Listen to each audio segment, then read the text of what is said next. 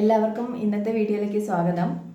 അപ്പോൾ ക്രിസ്മസ് കാലമൊക്കെ ആണല്ലോ. അപ്പോൾ ക്രിസ്മസുമായിട്ട് ബന്ധപ്പെട്ട ഒരു ചെറിയ കഥ അതാണ് ഞാനിന്ന് നിങ്ങളോട് പങ്കുവയ്ക്കാനായിട്ട് ആഗ്രഹിക്കുന്നത്.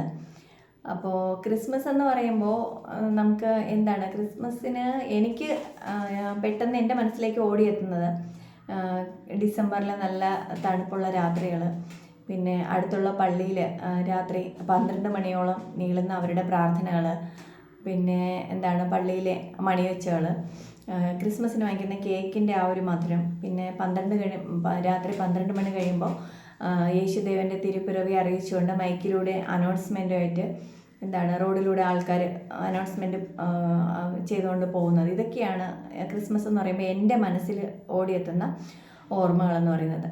അപ്പോൾ അതിലേറ്റവും പ്രധാനം ഒരു കാര്യം വിട്ടുപോയി, എന്താണ് പള്ളിയിൽ നിന്ന് വരുന്ന ക്രിസ്മസ് കരോൾ അല്ലെങ്കിൽ സാന്റാക്ലോസ്. ആ ക്രിസ്മസ് അപ്പൂപ്പനെ കാണുന്നതിന് വേണ്ടിയാണ് ഞങ്ങൾ കുട്ടികളെല്ലാവരും വളരെ കൗതുകത്തോടെ എല്ലാ വർഷവും കാത്തിരിക്കുന്നത്.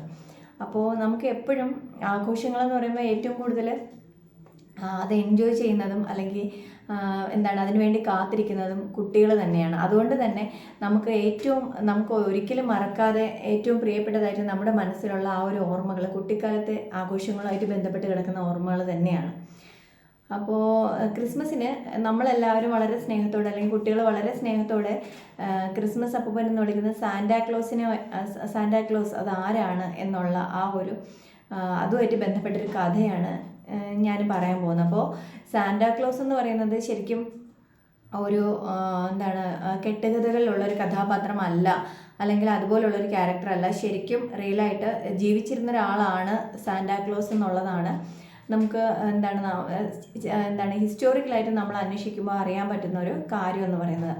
അപ്പോൾ ഗ്രീക്ക് വംശജനായ 4-ാം നൂറ്റാണ്ടിൽ ജീവിച്ചിരുന്ന സെയിൻറ്റ് നിക്കോളാസ് ആണ് നമ്മൾ സാന്റാക്ലോസ് എന്ന് വിളിക്കുന്ന ആ ഒരു സെയിൻ്റ് ആയിരുന്നു അദ്ദേഹം. അപ്പോൾ അദ്ദേഹം ആൾക്കാരെയൊക്കെ വളരെയധികം സ്നേഹിച്ചിരുന്ന, കുഞ്ഞുങ്ങളെ വളരെയധികം ഇഷ്ടപ്പെട്ടിരുന്ന, കുഞ്ഞുങ്ങൾക്ക് ഒരുപാട് സന്തോഷങ്ങൾ എങ്ങനെയെങ്കിലും സന്തോഷിപ്പിക്കാൻ ശ്രമിച്ചിരുന്ന ഒരു വ്യക്തിയായിരുന്നു. അതുകൊണ്ട് തന്നെ ഒരു ക്രിസ്മസ് ദിവസം അദ്ദേഹം എന്തെങ്കിലും കുറച്ച് വെറൈറ്റി ആയിട്ട് എന്തെങ്കിലും സമ്മാനങ്ങൾ കുട്ടികൾക്ക് കൊടുക്കണമെന്ന് ആഗ്രഹിക്കുകയും അതിനുവേണ്ടി അതിനുവേണ്ടി കുറേ പാവകളുണ്ടാക്കി അത് പലതരത്തിലുള്ള വർണ്ണക്കടലാസുകളിൽ പൊതിഞ്ഞ് രാത്രി ക്രിസ്മസിൻ്റെ ദിവസം രാത്രി എല്ലാ വീടുകളുടെയും മേൽക്കൂരയിൽ കയറിയിട്ട് ആ സമ്മാന പൊതികൾ കുഞ്ഞുങ്ങൾക്കായിട്ട് വീടിനുള്ളിലേക്ക് ഇട്ടുകൊടുത്തു. അങ്ങനെ കുറേ നടന്ന് ക്ഷീണിച്ച് അദ്ദേഹം തിരിച്ച് തൻ്റെ വീട്ടിലെത്തി തൻ്റെ ഹിമവാഹനം എടുത്ത് അതിലേക്ക് കലമാനികളെ വലിച്ചു കെട്ടി ഇതുപോലെ ബാക്കിയുള്ള സമ്മാനങ്ങളൊക്കെ കൊണ്ട് പോകാൻ സമയത്ത് കുറച്ച് ദൂരം പോയപ്പോഴേക്കും നല്ല മഞ്ഞുവീഴ്ച കാരണം മാനിൻ്റെ കാലുകൾ മഞ്ഞിലങ്ങ് പൊതഞ്ഞു പോയി. അപ്പോൾ അതിന് മുമ്പോട്ടേക്ക് പോകാൻ വയ്യാതെ അദ്ദേഹം കുറേ ശ്രമിച്ചു മാനുകളെ വീണ്ടും വലിച്ചു കയറ്റാൻ വേണ്ടി.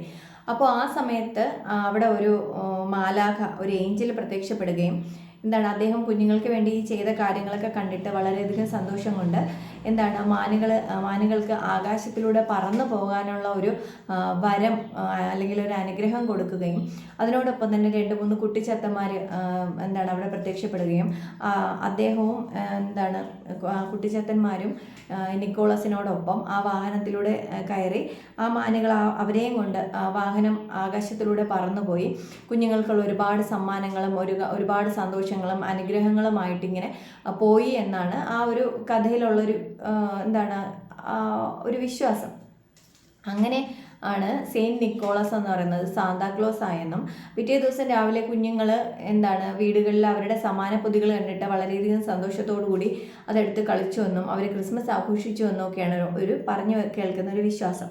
അപ്പം നമ്മൾ ക്രിസ്മസുമായിട്ട് ബന്ധപ്പെട്ട് ആഘോഷം എന്നതിലുപരി അത് ലോകമെമ്പാടുമുള്ള ആൾക്കാർ വിശ്വസിക്കുന്ന അല്ലെങ്കിൽ ആ ഒരു യേശുദേവൻ്റെ തിരുപ്പിറവി എന്നൊരു ദിവസം കൂടിയാണ്.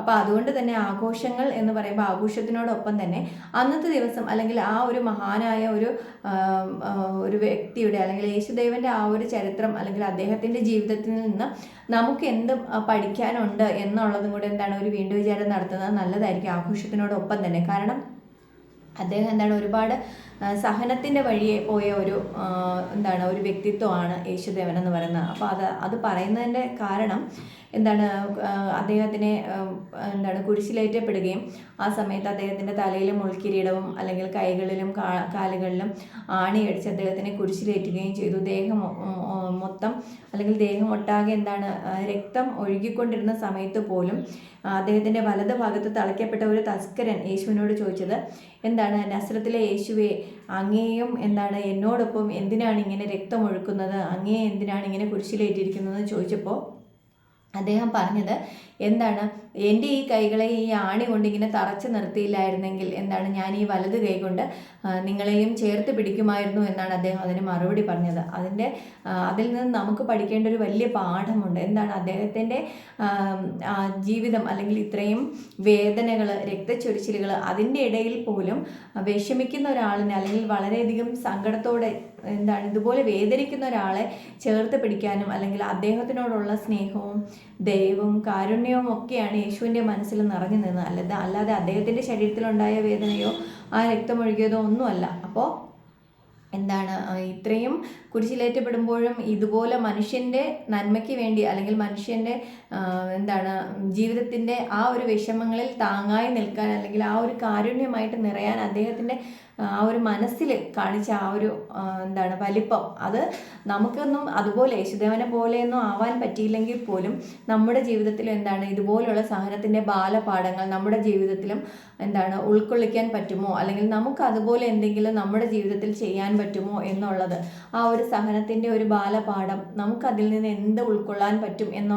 എന്നൊരു വീണ്ടും വിചാരം നടത്തേണ്ട ഒരു ആഘോഷം കൂടിയാണ് ക്രിസ്മസ് എന്ന് പറയുന്നത്. ആഘോഷങ്ങൾക്ക് അപ്പുറം ഇങ്ങനെ ഒരു ചിന്ത കൂടി നമുക്ക് നമ്മുടെ ലൈഫിലേക്ക് കൊണ്ടുവരുന്നത് നല്ലതായിരിക്കും. കാരണം അതുപോലെയൊന്നും അല്ലെങ്കിലും നമ്മളെ വേദനിപ്പിച്ച് അല്ലെങ്കിൽ നമ്മളെ വാക്കുകൾ കൊണ്ട് മുറിവേൽപ്പിച്ച ഒരുപാട് ആൾക്കാർ കാണും. അവരോടൊക്കെ ക്ഷമിക്കാനും സഹിക്കാനും അല്ലെങ്കിൽ അവർ തരുന്ന ആ നൊമ്പരങ്ങളെ യാതൊരു പരിഭവവും ഇല്ലാതെ നമുക്ക് മറക്കാനും ഒക്കെ നമുക്കും കഴിയും. അല്ലെങ്കിൽ ഇപ്പോൾ ഇതുപോലുള്ള കഥകൾ വായിക്കുമ്പോൾ നമുക്ക് ഓരോരുത്തർക്കും തോന്നും, എനിക്കും അല്ലെങ്കിൽ ഈ വീഡിയോ കണ്ടുകൊണ്ടിരിക്കുന്ന നിങ്ങൾക്ക് ഓരോരുത്തർക്കും തോന്നുന്നത് നമ്മളൊക്കെ സാധാരണ മനുഷ്യരാണ്, നമുക്ക് എന്ത് ചെയ്യാൻ പറ്റും എന്നുള്ളത്.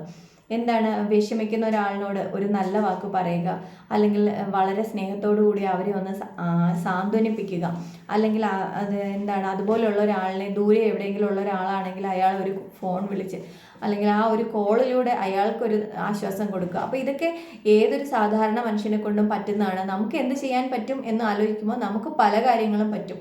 വളരെ ചെറിയ ചെറിയ കാര്യങ്ങളായിരിക്കും, പക്ഷെ ആ ചെറിയ കാര്യങ്ങൾ മറ്റുള്ളവരുടെ ജീവിതത്തിൽ വലിയ വലിയ മാറ്റങ്ങൾ അല്ലെങ്കിൽ വലിയ വലിയ ഓർമ്മകളാണ് അവർക്ക് സമ്മാനിക്കുന്നത്. ഇത്രയും വിഷമത്തോടെ ഇരിക്കുമ്പോൾ നമ്മൾ വിളിച്ച് പറയുന്ന ആ ഒരു നല്ല വാക്ക് അല്ലെങ്കിൽ ആ ഒരു സാന്ത്വനം എന്ന് പറയുന്നത് ചിലപ്പോൾ അവരുടെ ജീവിതം തന്നെ മാറ്റിമറിച്ചേക്കാം. അല്ലെങ്കിൽ അവർ ജീവിതകാലം മുഴുവൻ വളരെ സ്നേഹത്തോടെ നമ്മളെ ഓർമ്മപ്പെടുത്തുന്ന ഒരു ഓർമ്മയായിട്ട് അത് അവരുടെ മനസ്സിൽ നിൽക്കാം.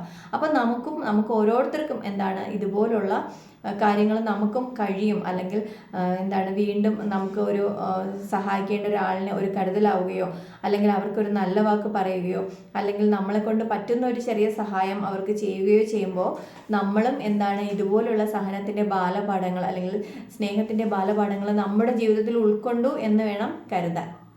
അപ്പോൾ അതുകൊണ്ട് തന്നെ ഇന്നത്തെ ഒരു ദിവസം, ക്രിസ്മസ് എന്ന് പറയുന്ന ഈ ഒരു ദിവസം ഇങ്ങനൊരു കാര്യം നിങ്ങളോട് പങ്കുവെക്കണം എന്നെനിക്ക് തോന്നി. അപ്പോൾ എൻ്റെ ലൈഫിൽ എനിക്ക് തോന്നിയ കാര്യം പലരോടും നമ്മളിതുപോലെ വെറും നിസ്സാരമായിട്ട് അല്ലെങ്കിൽ ഒരു സങ്കടങ്ങളിൽ നമ്മൾ വിളിച്ച് പറയുമ്പോൾ അവർക്കതൊരു വലിയ ആശ്വാസമായിട്ടാണ് അവർ തിരിച്ചത് പറയുന്നത്. അങ്ങനെ ഒരുപാട് അനുഭവങ്ങൾ നമ്മുടെ ജീവിതത്തിൽ നമുക്കും ഇതുപോലുള്ള ഓർമ്മകൾ ഉണ്ടാക്കിയെടുക്കാൻ പറ്റും. അപ്പോൾ അതിനു വേണ്ടി നമ്മൾ ഇന്നു മുതൽ നമ്മളൊന്ന് ശ്രമിച്ചു നോക്കുക. ആഘോഷങ്ങളായി തന്നെ നിൽക്കട്ടെ.